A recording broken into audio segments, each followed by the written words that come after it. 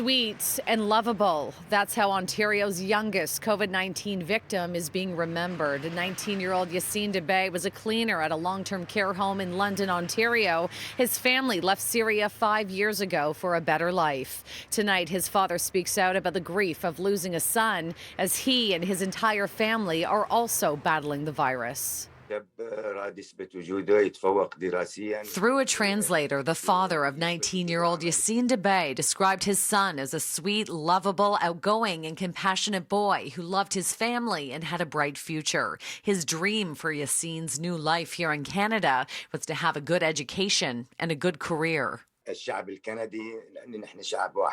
The details of Yassin's death are heartbreaking. The 19-year-old's father says he tested positive in the second week of January. He complained of chest pains, and while he did go to hospital a few times and was treated with oxygen, Yassin was never admitted. His father says on his son's final day, he was found unconscious in bed. An ambulance was called, but it was too late. Yassin was pronounced dead at home.